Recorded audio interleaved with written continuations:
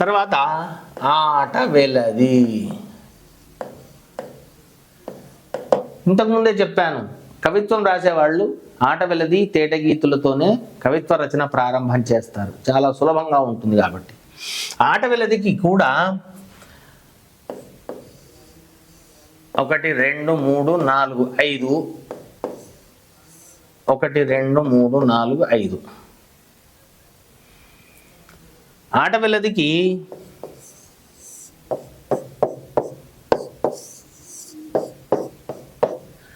ప్రతిపాదనలో 5 గణాలు ఉంటాయి. కానీ ఒకటి మూడవ పాదంలో ఒక రకంగా, 2 4 పాదాలలో ఒక రకంగా గణాలు వస్తాయి. ఎలా అంటే మొదటి పాదంలో ముందు ఒక సూర్యగణము, 2 సూర్యగణాలు, 3 సూర్యగణాలు వచ్చి ఇక్కడ 2 ఇంద్రగణాలు వస్తాయి. ఇక్కడ రెండో గణంలో సూర్యగణము సూర్యగణము సూర్యగణము సూర్యగణము సూర్యగణము, మళ్ళా ఇక్కడ ఒక సూర్యగణము, ఒక సూర్యగణము, ఇంకొక సూర్యగణము, 2 ఇంద్రగణాలు. ఇక్కడ 5 సూర్యగణాలే. సూర్యగణము సూర్యగణము సూర్యగణము సూర్యగణము సూర్యగణము. సో మనం పాయింట్లు రాసుకుంటే ఫస్ట్ పాయింట్ ఏమిటి? 1, 3 పాదాలలో 3 సూర్యగణాలు, తర్వాత 2 ఇంద్రగణాలు వస్తాయి. 2, 4 పాదాలలో 5 సూర్యగణాలు వస్తాయి. 1, 3 పాదాలలో 3 సూర్యగణాలు ముందు వచ్చి 2 ఇంద్రగణాలు తర్వాత వస్తాయి. 2, 4 పాదాలలో 5 సూర్యగణాలు వస్తాయి. పాయింట్ నెంబర్ 2, ప్రతి పాదంలోని 4వ గణంలోని మొదటి అక్షరము యతిస్థానము. ప్రతి పాదంలో 4వ గణంలోని మొదటి అక్షరం తేటగీతి లాగానే ఇది కూడా. ప్రాస నియమము లేదు, ప్రాసయతి చెల్లును. మళ్ళీ ఇంకొకసారి చెప్తున్నా, 1, 3 పాదాలలో 3 సూర్యగణాలు ముందు వస్తాయి, 2 ఇంద్రగణాలు తర్వాత వస్తాయి. ఇప్పుడు సీసపద్యాన్ని గురించి తెలుసుకుందాం. సీసపద్యానికి కూడా కొంచెం నిబంధనలు ఎక్కువగానే ఉన్నప్పటికీ కఠినమైనదేమీ కాదు. పైగా చాలా అందమైన పద్యం. సీసపద్యాన్ని పాడుకోవడం చాలా హాయిగా ఉంటుంది. అందులో మొట్టమొదలు మనం చెప్పుకునేది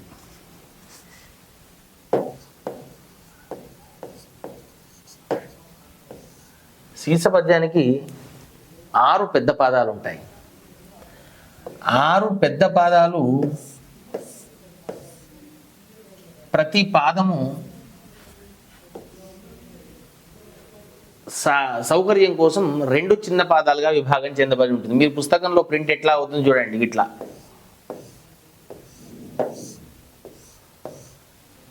సీసపద్యంలో పెద్ద పాదము 2 చిన్న భాగాలుగా విడగొట్టబడి ఉంటుంది. ప్రతి పెద్ద పాదంలో 1, 2, 3, 4, 5, 6, 7, 8 గణాలు ఉంటాయి. సౌకర్యం కోసం విభాగం చేసినప్పుడు దీంట్లో 1, 2, 3, 4, 1, 2, 3, 4. మళ్ళీ చెప్తున్నా, ప్రతి పెద్ద పాదంలో 6 మొత్తం 8 గణాలు ఉంటాయి. దాన్ని సమానంగా విభాగం చేస్తే 2 చిన్న పాదాలు అవుతాయి. మొదటి చిన్న పాదంలో 4 గణాలు, రెండవ చిన్న పాదంలో మరొక 4 గణాలు. ఇక పాయింట్ ఏంటంటే, ప్రతి పెద్ద పాదంలో వరుసగా 6 ఇంద్రగణాలు వచ్చి తర్వాత 2 సూర్యగణాలు వస్తాయి. ఇది ఇంద్రగణము, ఇది ఇంద్రగణము, ఇది ఇంద్రగణము, ఇది ఇంద్రగణము, ఇది ఇంద్రగణము, ఇది ఇంద్రగణము, ఇది సూర్యగణము, ఇది సూర్యగణము. పెద్ద పాదంలో వరుసగా 6 ఇంద్రగణాలు వచ్చి తర్వాత 2 సూర్యగణాలు వస్తాయి. అలాంటి పెద్ద పాదం 2 భాగాలుగా విభజించినప్పుడు ఇక్కడ ఏమవుతుంది? 1 ఇంద్రగణము, 2 ఇంద్రగణాలు, 3 ఇంద్రగణాలు, 4 ఇంద్రగణాలు, 5 ఇంద్రగణాలు, 6 ఇంద్రగణాలు, ఇక్కడ ఒక సూర్యగణము, రెండవ సూర్యగణం. మొదటి చిన్న పాదంలో 4 ఇంద్రగణాలు వస్తాయి, రెండవ చిన్న పాదంలో 2 ఇంద్రగణాలు వచ్చి ఆ తర్వాత 2 సూర్యగణాలు వస్తాయి. ఇది తర్వాత ప్రతి చిన్న పాదంలో మూడవ గణంలోని మొదటి అక్షరం యతిస్థానం.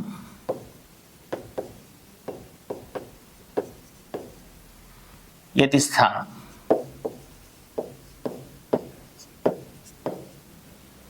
సీస పద్యంలో 6 పెద్ద పాదాలు ఉంటాయి. ప్రతి పెద్ద పాదము 2 చిన్న భాగాలుగా విభజించబడి ఉంటుంది. ప్రతి పెద్ద పాదంలో 6 ఇంద్రగణాలు వరుసగా వచ్చి 2 సూర్యగణాలు వస్తాయి. దాన్ని విభజిస్తే మొదటి చిన్న పాదంలో 6 ఇంద్రగణాలు, రెండవ చిన్న పాదంలో మొదలు 2 ఇంద్రగణాలు, తర్వాత 2 సూర్యగణాలు వస్తాయి. ఈ 2 కలిస్తే పెద్ద పాదం. అలాగే ప్రతి చిన్న పాదంలోని 3వ గణంలోని మొదటి అక్షరం యతిస్థానం. ఇప్పటి వరకు తేటగీతి, ఆటవిలది, కందము పద్యాలలో 4వ గణంలోని మొదటి అక్షరం యతిస్థానం అని చెప్పుకున్నాం. కానీ సీస పద్యానికి వచ్చేసరికి 3వ గణంలోని మొదటి అక్షరము యతిస్థానం. ప్రాస నియమము లేదు. ప్రాస నియమము లేదు. ప్రాసయతి చెల్లును. Point number 4. సీస పద్యము ముగిసిన వెంటనే ఆటవిలది కానీ తేటగీతి కానీ రావాలి. ఇలా ఈ 8 చిన్న పాదాలు అయిపోగానే వేరే ఏదో పద్యం రాయడానికి వీలు లేదు. అయితే ఆటవిలది కానీ లేదా తేటగీతి కానీ ఉండాలి. వేరే పద్యం ఉండడానికి వీలు లేదు. అప్పుడే సీస పద్యం పూర్తి అయిపోయినట్టు లెక్క. సీస పద్యం తర్వాత ఉండే ఎత్తుగీతి అంటారు దీన్ని. ఆటవిలది కానీ తేటగీతి కానీ ఉంటుంది. అప్పుడే సీస పద్యం పూర్తి అయినట్టు లెక్క. మళ్ళీ చెప్తున్నాం, సీస పద్యానికి 6 పెద్ద పాదాలు ఉంటాయి. ప్రతి పెద్ద పాదంలో 8 గణాలు ఉంటాయి. ఆ ప్రతి పెద్ద పాదము 2 చిన్న పాదాలుగా విభజించబడి ఉంటుంది. ప్రతి పెద్ద పాదంలో 6 ఇంద్రగణాలు వరుసగా వచ్చి 2 సూర్యగణాలు వస్తాయి. దాన్ని విభాగం చేస్తే 4 ఇంద్రగణాలు మొదటి చిన్న పాదంలో, 2 ఇంద్రగణాలు రెండవ చిన్న పాదంలో, తర్వాత వెంటనే 2 సూర్యగణాలు వస్తాయి. ప్రతి చిన్న పాదంలోని 3వ గణంలోని మొదటి అక్షరం యతిస్థానము. ప్రాస నియమము లేదు. ప్రాసయతి చెల్లును. సీస పద్యము ముగిసిన వెంటనే ఆటవిలది కానీ తేటగీతి కానీ రావాలి. ఇది కండిషన్స్. ఇక ఒక పద్యాన్ని గణ విభజన చేసుకొని మనం మళ్ళీ అన్ని లక్షణాలు చెక్ చేసుకుందాం. తల్లి గర్భము నుండి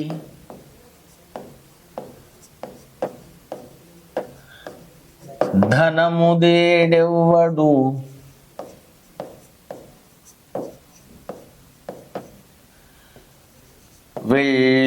వెళ్ళిపోయేడినాడు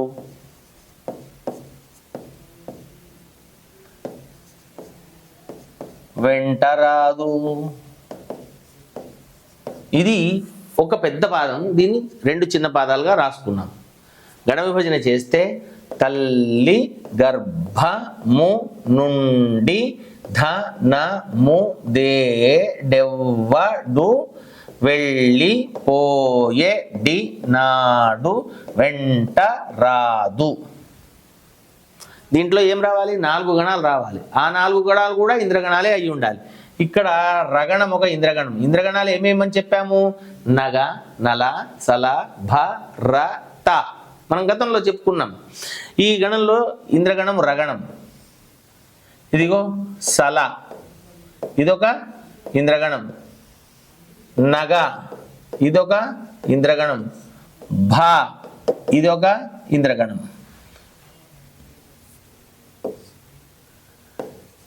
రా, ఇది ఇంద్రగణం. 4 ఇంద్రగణాలు వచ్చినాయి. రగణము, సల, నగ, భ. ఇక్కడ ఏం రావాలి?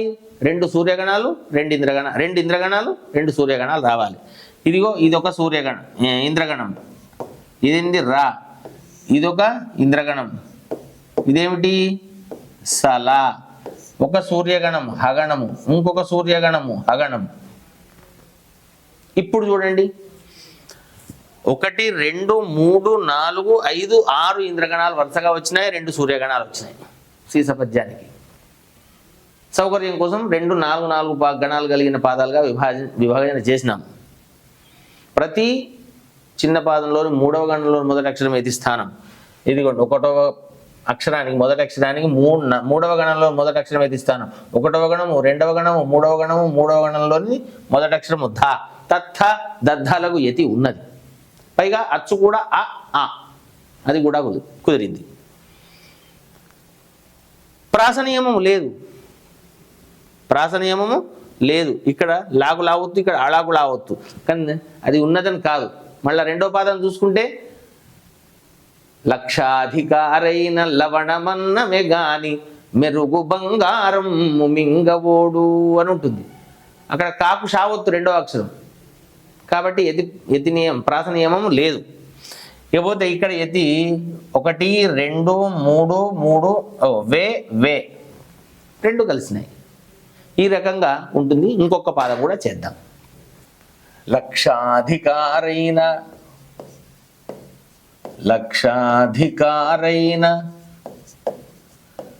లవణమన్నమే గాని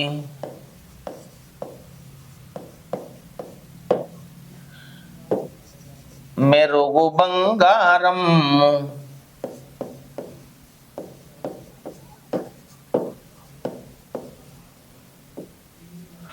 మింగబోడు. ఇది రెండవ పాదం. లక్షాధికారైన లవణమన్నమే గాని మెరుగు బంగారము మింగబోడు. గురుల విభజన చేసుకున్నాం. గణ విభజన చేసుకుంటే ఇదిగో తగణము ఒక ఇంద్రగణము, తగణము ఒక ఇంద్రగణము, నగ ఒక ఇంద్రగణము, సల ఒక ఇంద్రగణము, నగ ఒక ఇంద్రగణము, త ఒక ఇంద్రగణము. 6 ఇంద్రగణాలు వచ్చినాయి. 1 2 3 4 5 6. 2 సూర్యగణాలు రావాలి. ఇదిగో హగణము ఒక సూర్యగణము, మరొక హగణము సూర్యగణము. 2 సూర్యగణాలు వచ్చినాయి. 6 ఇంద్రగణాలు, 2 సూర్యగణాలు. యతి స్థానం ల. 1 2 3వ గణంలో మొదటి అక్షరం ల. ల ల, ఇక తేడానే లేదు. ఇక్కడ మెరుగు మింగ, మా హల్లు కలిసింది. అచ్చు ఇక్కడ ఏ ఉంది, అక్కడ ఈ ఉంది.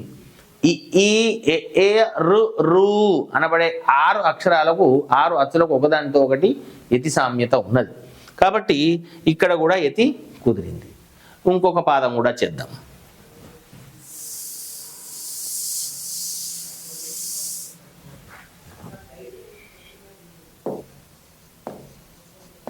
విత్తమార్జన చేసి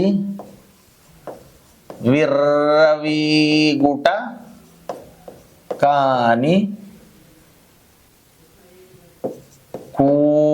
కూడబెట్టిన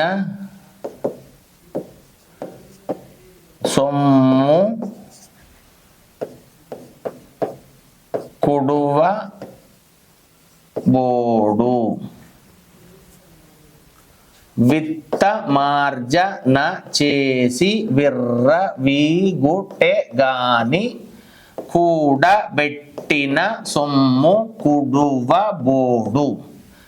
ఇదిగోండి, రగణము ఒక ఇంద్రగణము, సల ఒక ఇంద్రగణము, ర ఒక ఇంద్రగణము, సల మరొక ఇంద్రగణము, ర ఇంద్రగణము, సల ఇంద్రగణము, న సూర్యగణము, హ సూర్యగణము. 6 ఇంద్రగణాలు, దీంట్లో 4, దీంట్లో 2, 6 ఇంద్రగణాలు, వరుసగా 2 సూర్యగణాలు వచ్చినాయి. ఇది చూస్తే 1 2 3వ గణం వి వి డైరెక్ట్గానే ఉంది యతి. 1 2 3వ గణము కు కు, హల్లు కా కలిసింది. అచ్చు ఊ ఓలకు యతి ఒకదానితో ఒకటి ఉన్నది. సో 3వ పాదం కూడా అయిపోయింది. 4వ పాదం చేద్దాం. పొందుగా మరుగైన భూమి లోపల పెట్టి దాన ధర్మము లేక దాచి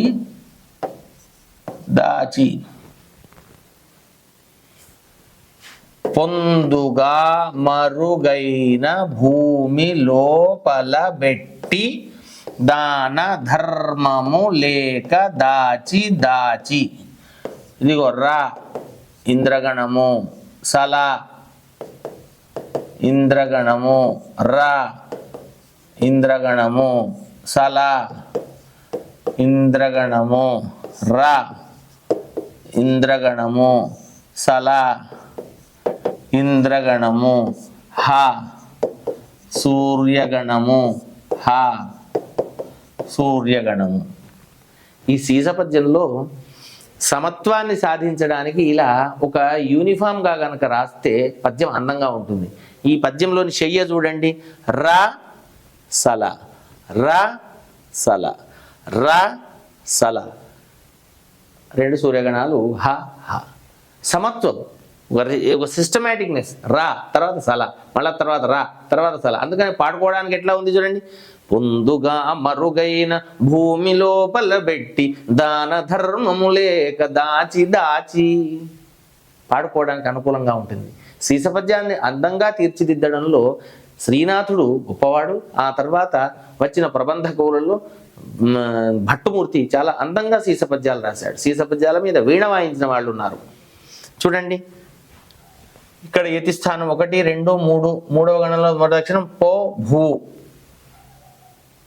పో భూ, ప భ రెండు కలిసినాయి కదా.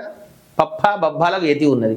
అలాగే ఇక్కడ ఓ ఉంది, ఇక్కడ ఊ ఉంది, ఓలకు యతి ఉన్నది కాబట్టి కలిసింది. ఇక్కడ 1, 2, 3 దాన ధర్మము దా డైరెక్ట్గానే ఉంది కాబట్టి ఇక్కడ కూడా యతి కుదిరింది. 4 పాదాలు చెప్పుకున్నాం. ఇక దీని తర్వాత ఏం రావాలి సూత్రం ప్రకారము? సీసపద్యము ముగిసిన వెంటనే ఆట వెలది కానీ తేటగీతి కానీ రావాలి. ఇప్పుడు అది చూద్దాం. దీని తర్వాత అదేముందో. తుదకు దొంగలకిత్తురో